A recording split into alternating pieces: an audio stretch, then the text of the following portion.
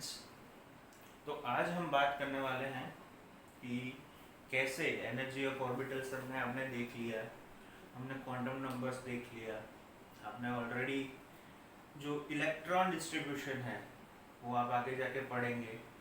आज हम पढ़ेंगे कि कैसे इलेक्ट्रॉन डिस्ट्रीब्यूशन है वो प्रॉपरली हम करते हैं इन particular orbitals, how the electron distribution has been taking place. Electron distribution के लिए प्रॉपर एक रूल्स होते हैं कि रूल के हिसाब से हमको जाना पड़ता है। जैसे कि एक रूल है, हमको मालूम है ऑफ-बाउ का प्रिंसिपल है जो आपने ऑलरेडी पढ़ लिया है। दूसरा है that is Hund's rule, Hund का है। तीसरा है पाउलिस एक्सक्लूजन प्रिंसिपल। तो ये तीनों जो है वो इलेक्ट्रॉन डिस्ट्रीब्यूशन ऑर्बिटल में कैसे होते हैं उसके बारे में बताते हैं।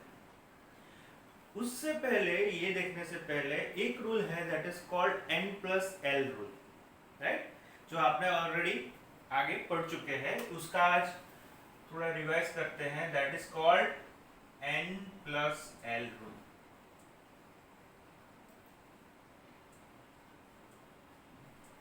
ये रूल से क्या मालूम पड़ता है हमको कि जो पर्टिकुलर एनर्जी है ऑर्बिटल की, वो एनर्जी के हिसाब से किसकी एनर्जी ज्यादा है, किसकी एनर्जी कम है, किसकी एनर्जी इक्वल, ऑर्बिटल में प्रॉपरली दोनों इक्वल हो रहा है तो किस दोनों में कैसे, अगर ऑर्बिटल ज्यादा है।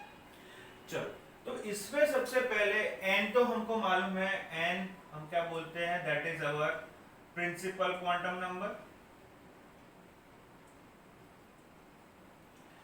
n जो होता है हमारा प्रिंसिपल क्वांटम नंबर जिसको हम बोलते हैं। l जो होता है that is azimuthal quantum number, right.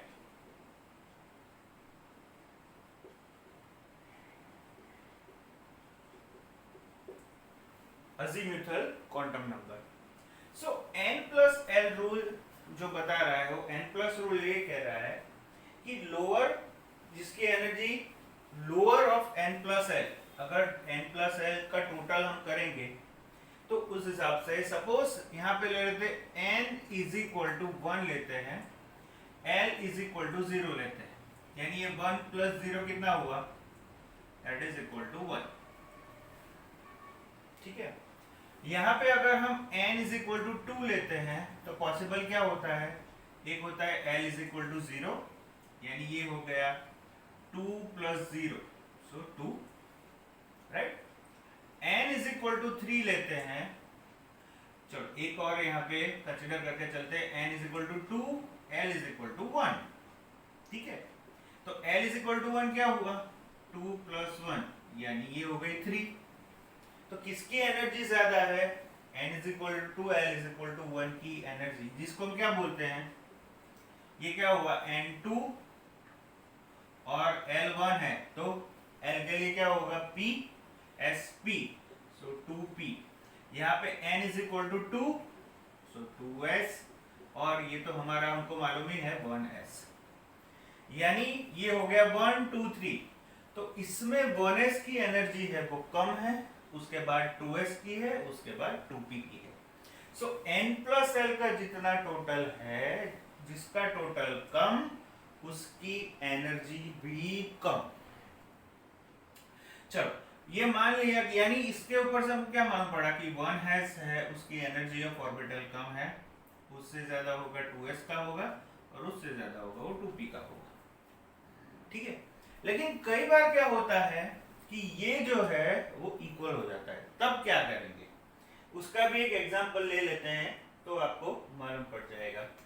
Suppose हम बात करते हैं 2p की, राइट। 2p का हमने देख लिया, अगर हम वैसे ही 3s की बात करें, n = 3, l = 0, so 3 + 0 that is also 3। तो यहाँ पे अभी कंफ्यूजन ये हो रहा है, तो ये क्या हो जाएगा 3 और 3, तो ये हो जाएगा हमारा 3s, a3 l0 सो 3s। तो ये दोनों का टोटल 3 3 हुआ, तो अभी क्या होगा, किसको हम कंसिडर करके चलेंगे? तो इसमें हमको ये याद रखना है, जिसका n है प्रिंसिपल क्वांटम नंबर लेस है, प्रिंसिपल क्वांटम नंबर लेस है, उसकी एनर्जी कम है, उसको ही लेके चलना है, राइट? सो इसमें किसकी एनर्जी कम होगी? 2p की। भले ही क्योंकि n इज इक्वल टू 3 है, प्रिंसिपल क्वांटम नंबर ज्यादा तो उसकी एनर्जी भी ज्यादा, ये पकड़ के चलना है। तो इसको हम n प्लस एल को कैसे उसको बोलते हैं, रूल को, तो कैसे हम बोलेंगे कि lower the value of n plus L for orbital, n plus L की जो वैल्यू जितनी लोअर है, it's if its two orbital have same energy, then the orbital with lower value will have n lower energy। यानी मैंने बोला वो कि n जो है, अगर इन दोनों का टोटल 3 और इसका भी 3 हुआ, तो इन दोनों में 2p और 3s, तो उसमें n 2 है, यहाँ पे n 3 है, सो n इज इक्वल टू 2 है, सो डेफिनेटली उसकी एनर्जी कम है। जो यहाँ पे अगर हम आगे जाएंगे तो ये आगे क्या आएगा? 3s। समझ रहे हैं कि पहले 1s आया, 1 प्लस 0 सो 1, 2 प्लस 0 2, चलो यहाँ तक कोई दिक्कत नहीं है। n is equal to 2, l is equal to 1 है, सो 2 प्लस 1 3 आया, सो यस l 1 है, यानी sp, p आएगा 2p। वैसे n is equal to 3, l is equal to 0, so 3 plus 0 is equal to 3, so that is 3s, as simple as that। लेकिन यहाँ पे बात बनी कि n plus रूल के हिसाब से दोनों तो 3 हुए, तो हम किसको कंसिडर करेंगे? तो जिसका n वैल्यू कम है उसको हम पकड़ के चलेंगे, उसकी एनर्जी कम है, उसकी एनर्जी लोअर है, ठीक है? तो ये हुआ हमारा एक n plus l रूल, जो आपको सिर्फ याद रखना है, क्योंकि ये आपको डेफिनेटली बहुत काम में आने वाला है, ये टोटल करके कैसे आगे जाएंगे क्या है, ठीक है? लेकिन इसमें एक और चीज जानने वाली है कि सपोज कि सेम अगर ऑर्बिटल की बात करें, सेम ऑर्बिटल की, यानी सपोज हाइड्रोजन है, उसका 2s में, 2s ऑर्बिटल के अंदर हाइड्रोजन की जो एनर्जी है, राइट, वो सबसे ज्यादा होगी, राइट, वो सबसे ज्यादा होगी, उससे कम किसकी होगी? उसके बाद जो जाएगा वो, यानी हाइड्रोजन के बाद क्या आएगा? लिथियम, लिथियम की 2s में एनर्जी, उसके बाद सोडियम, और उसके बाद potassium, like this, right? Hydrogen की एनर्जी सबसे ज्यादा होगी, उसके बाद लिथियम की, सोडियम की और पोटेशियम की, ठीक है? चलो, तो अभी इसके लिए हम बात करते हैं, एक मिनट, इसमें हम साइन इस तरह की आएगी क्योंकि एनर्जी हाइड्रोजन की ज्यादा। चलो, तो ये एक चीज आपको दिमाग में इसलिए रखनी है एनर्जी लेवल के लिए, क्योंकि ये जब हम एनर्जी लेवल में आएंगे कि एनर्जी किसकी ज्यादा है, इसकी कम है, जब ग्राउंड स्टेट में, एक्साइटेड स्टेट में कोई ऑर्बिटल जा रहा है तो उसमें क्या होता है, तब ये चीज हमको काम में लगेगी कि अगर एटॉमिक नंबर इंक्रीज हो रहा है, यहाँ पे एटॉमिक नंबर इंक्रीज हुआ, हाइड्रोजन से lithium, lithium to sodium, sodium to potassium, right? जैसे जैसे एटॉमिक नंबर इंक्रीज हो रहा है, energy of the same orbital decreases, energy of same orbital decreases, ये चीज हमको याद रखनी है, right? As atomic number increases,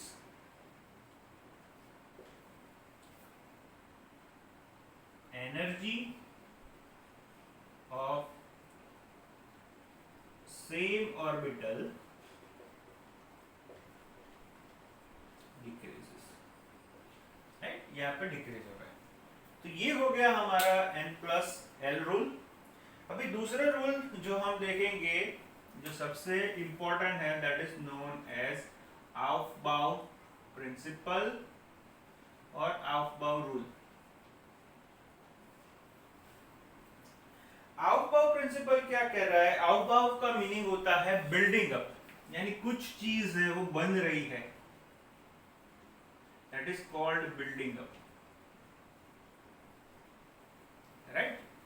आउटबाउ के लिए सबसे पहले जो लोअर एनर्जी है, जो ऑर्बिटल लोअर एनर्जी पजेस कर रहा है, वो सबसे पहले इलेक्ट्रॉन है उसके अंदर अरेंज होगा, ग्राउंड स्टेट लेवल के अंदर।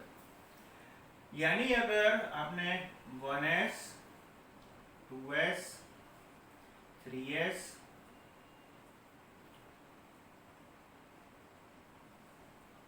4s 5s 6s, राइट, ये हो गया 1s 2s 3s 4s 5s 6s। उसी हिसाब से यहाँ पे अगर हम 2p 3p करके लिखते हैं, 2p 3p 4p 5p, right, 2p 3p, यानी ये p का कंप्लीट आ गया। उसके बाद आएगा d के लिए, तो d इससे एक और नीचे, यानी ये 3d 4d 5d और 1 2 3d आ गया। अभी f के लिए आएगा। लेकिन इसमें समझना क्या है सिर्फ कि जब अवयव में एनर्जी स्टार्ट होती है, इट स्टार्ट्स फ्रॉम 1s के बाद जाती है वो 2s में, 2s के बाद में जाती है 2p में, उसके बाद 3s में, 3s के बाद 3p 4s 3d, right, then 4p, then 5s, 5s के बाद again 4d 5p 6s again this, आगे भी कंटिन्यू होगी, लेकिन हमको सिर्फ समझना ये। यानी अगर हमको इसको लिखना है तो how can we write it? Okay, यहाँ पे आप देखो कि आउटबाउ है, अकॉर्डिंग टू इट्स एनर्जी जा रहा है, कि जिस जिस हिसाब से उसकी एनर्जी है वो इंक्रीज हो रही है, उस हिसाब से वो पर्टिकुलर ऑर्बिटल है वो इलेक्ट्रॉन उसके अंदर अकोमोडेट होते जा रहा है। यानी हम इसको लिख सकते हैं तो अकॉर्डिंग टू एनर्जी 1s, उसके बाद उसकी आएगी 2s, उसके बाद 2s के बाद 2p, 2p के बाद आएगा 3s, 3s के बाद 3p, उसके बाद 4s, then 3d, 4p, 5s, 5s से ये यहां पे, सो 4d 5p 6s and 5d and go on like this। तो ये हो गया हमारा आउटबाउ प्रिंसिपल, आउटबाउ रूल की अकॉर्डिंग टू एनर्जी लेवल है ये इंक्रीज होता है। ठीक है, तो ये एक आपको याद रखना है कि ground state level electrons are arranged into orbitals according to their energy और एनर्जी लेवल। ओके, ये हो गया आउटबाउ का rule. Now that next is Pauli's exclusion principle. ये तो बहुत ही इजी है। पाउलीज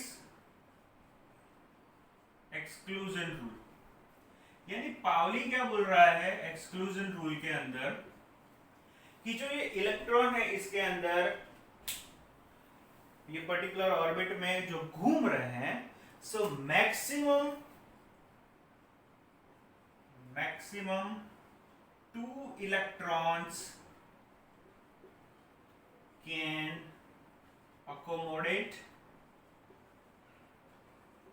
2 इलेक्ट्रॉन है एक ऑर्बिटल में, 2 ही इलेक्ट्रॉन, यानी पर्टिकुलर ऑर्बिट में 2 ही electron can accommodate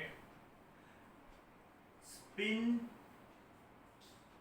at spinning जो होता है वो क्या होता है, opposite, spin at opposite direction.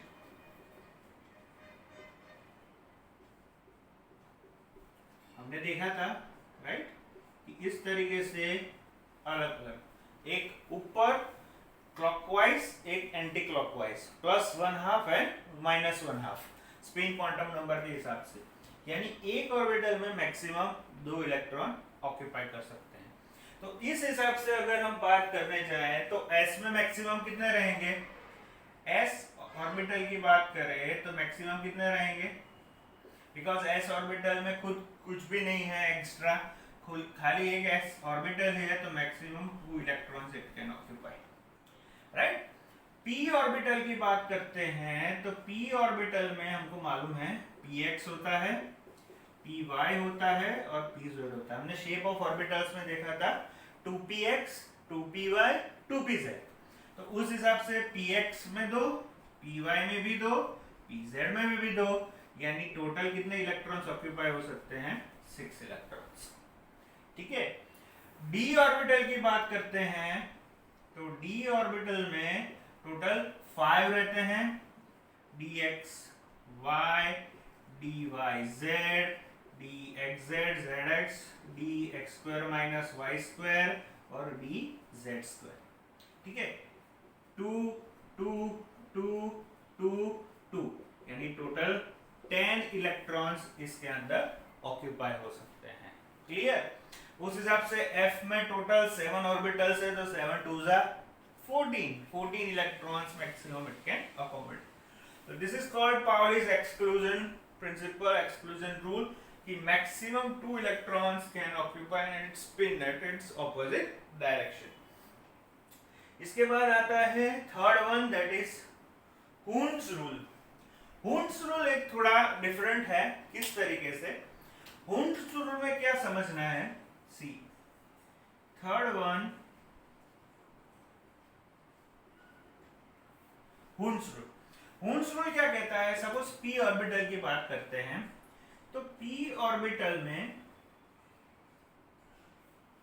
3 अलग अलग सब ऑर्बिटल्स अगर बात करें तो 1 2 and 3, this is our 2px 2py and 2pz, right. तो इसमें क्या है कि तीनों की एनर्जी तो सेम है, एनर्जी लेवल सेम है। First electron occupying 3 completely subshell, then and then only 4th electron will come over here like this. यानी कहने का मतलब ये है Hund's rule का कि जितने भी ऑर्बिटल्स होते हैं उसके अंदर जो पर्टिकुलर 2px है 2py 2pz है, यानी px py pz 3 उसके ऑर्बिटल हुए, तो वो तीनों ऑर्बिटल में इक्वली इलेक्ट्रॉन डिस्ट्रीब्यूट होता है। उसके बाद 4th इलेक्ट्रॉन है वो फर्स्ट ऑर्बिट में वापस एंटर होता है। यानी यहाँ पे सपोज d की बात करते हैं तो d में 5 है, यहाँ पे हमने देखा कि d ऑर्बिटल में 5 है, तो 1 2 3 4 5, so first second third fourth 5, यानी पांचों में इलेक्ट्रॉन एंटर हो गया, उसके बाद 6 में वापस जब एंटर होता है तब यहां से स्टार्ट होता है, राइट। तो this is called Hund's rule, समझ में आ गया। तो ये बेसिक प्रिंसिपल्स है for the distribution of electrons, right. तो ये आपको याद रखना है, अफवाह एक इंपॉर्टेंट है क्योंकि उसकी एनर्जी लेवल ये आपको याद रखना पड़ेगा, क्योंकि जब आप कॉन्फ़िगरेशन बनाओगे 1s2 2s2 2p6 3s2 like this, तब ये काम में लगेगा क्योंकि एनर्जी के हिसाब से ही बनेगा, ठीक है। तो ये एक बार आप थ्रू कर लेना, राइट। अगर कुछ डाउट है तो you can very well message me, right now, right. We are winding up with this, okay, thank you very much.